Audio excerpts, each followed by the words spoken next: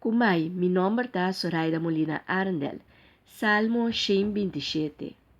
Deus te es un que te provee y prospera. Deus te es un que crea y Deus te crea familia, hogar nang, que lo viva en un edificio, un casa, un apartamento, que te forma un barrio, de una comunidad o un territorio de una nación. Tu aqui ta construção.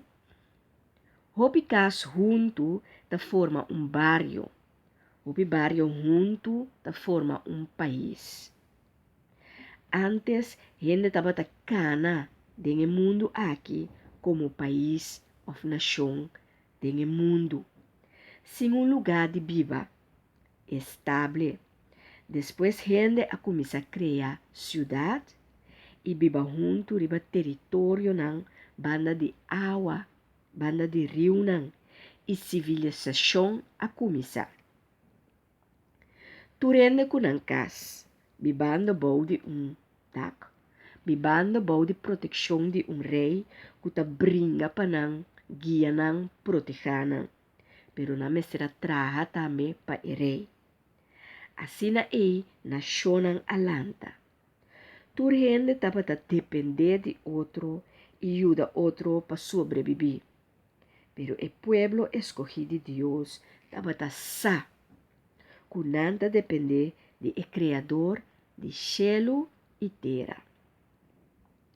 Deus ajuda a criar sistema, regra e dona sabedoria para viver. E para vida vai bom. E para por fazer negócio com outro povo para por a progressar, promover, prosperar e virar rico. Deus cuida de nós. Ela cuida e o povo a cresce. Na nota batata mengua, pero depois na a começa a seguir outra ideia e nota batata echt obedecer Deus turora. E slanang tabatata kumisa cai e bate o pueblo. Nan tabatata guardo bati, afligir, ataque não for de turcaminda, pa esnang kunota bata que cai bom de proteção de Deus. Família me certa fuerte, firme, stabil, pa sombra se nota de nação.